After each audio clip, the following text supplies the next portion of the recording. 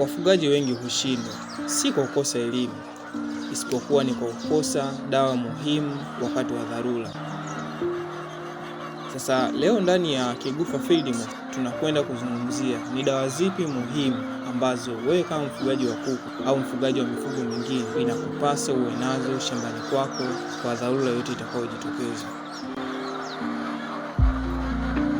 Naileta mada hii mbele yako nikikumbusha kwamba mimi si muumini sana wa matumizi ya dawa sio lazima. Mara nyingi natumia dawa pale inaponilazimu, hasa wakati wa magonjwa, lakini kulingana na kalenda husika. Kwa asilimia kubwa mimi ni muumini wa kutumia biosecurity, yani ulinzi dhidi ya vimelea.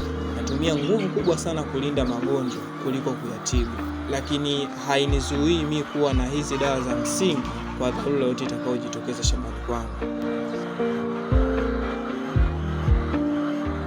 Namba 1, multivitamin na anti-stress. Hii ndiyo dawa ya kwanza kabisa unayotakiwa kuwa nayo shambani.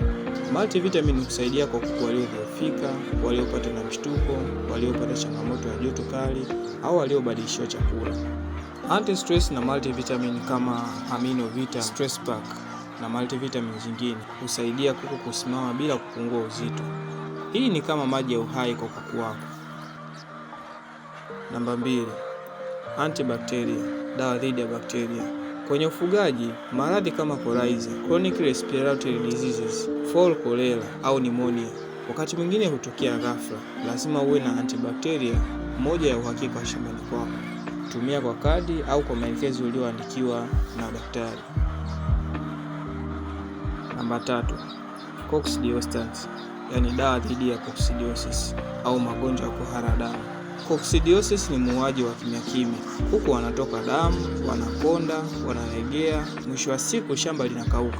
Dawa kama Amprolia, ESB3 na zingine nyingi husaidia sana katika kupambana na hii changamoto. Hata kama kuku wako ni wazuri, basi unatakiwa uwe nazo kwa dharura yote itakayotokea. Namba 4, dewormers, dawa za minyoo. Kuku hawapewi dawa za minyoo kila wiki, lakini ukikosa dawa za minyoo shambani kwako unapoteza uzito, mayai hupungua, lakini wakati mwingine kinga za mwili hushuka. Dawa kama Piperazine, Levamisole, Albendazole na zingine nyingi ni muhimu sana kuwa nazo shambani. Namba 5, antiseptic na disinfectant. Antiseptic ni kemikali dhidi ya vimelea kwenye eneo lenye uhai, kwa mfano vidonda na mazingira yote yenye uhai kwa kuku wako au kwa mnyama mwingine yote yule, na mara nyingi ni kwa ajili ya maeneo ya nje ya mwili.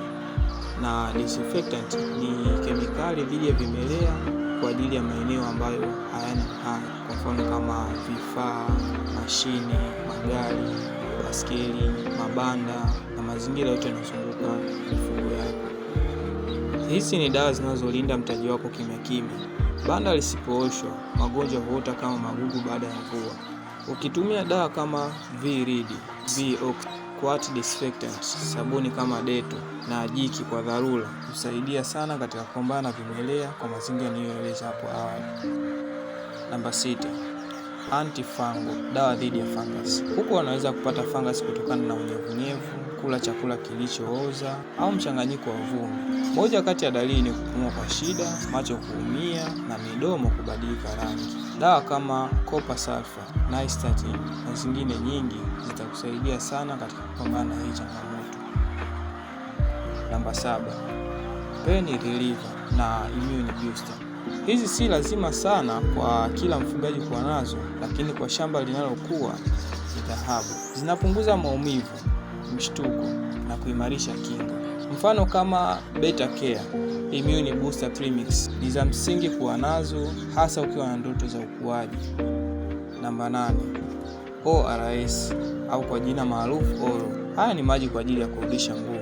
Kuku wakinyauka, wakipata joto kali au kuugua, hasa magonjwa yanayosababisha kuku kutokuweza kula chakula, ORS huwarudisha kuku wako ndani ya mstari kwa muda mchache. Haya ni kama maji ya baraka shambani kwako, na endapo ukiwa kwenye mazingira ambayo yatakufanya ukose hii ORS, unaweza ukatafuta ile molasses ya unga, inafanya kazi kwa mfano huo. Namba 9, dawa za kuua wadudu wanaoshambulia kuku wako nje ya mwili yao.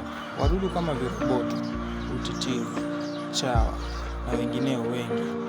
Wakati mwingine huiba damu kimya kimya, wanapunguza uzito, wanazuia ukuaji. Bila dawa kuweza kupambana nazo, unaweza unapoteza hela zako. Tumia dawa kama ivermectin, permethrin powder, permethrin powder, Amitraz kwa matumizi ya nje tu, au dawa zingine unazozifahamu dhidi ya kupambana changamoto hii.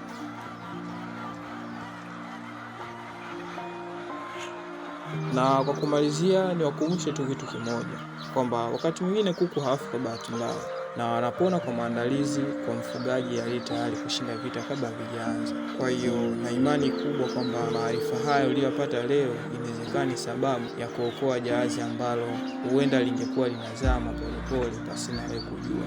Kwa hiyo kupitia video ya leo, nina matumaini kwamba huenda itaenda kuokoa jahazi ambalo huenda lingezama pasina kuwa na usaidizi. Kwa swali lolote, maoni, ushauri, mapendekezo, au kama ungependa kuonesha hisia zako juu ya video hii, unaweza comment au ukawasiliana nami moja kwa moja kupitia namba yangu hapo chini. Na kama umependezwa na video hii, unaweza like, lakini pia ukashare kwa watu ambao unahisi maudhui haya yatawasaidia. Lakini pia usisahau kusubscribe ili kuwa karibu na familia ya Kigufa Field Moss kwa maudhui bora ya kilimo pamoja na mifugo. Ulikuwa nami Ahi Kigufa, mtaalamu, mkulima na mjasiriamali wa masuala ya kilimo pamoja na mifugo. Asante kwa muda wako, tukutane kwenye video nyingine. Bye.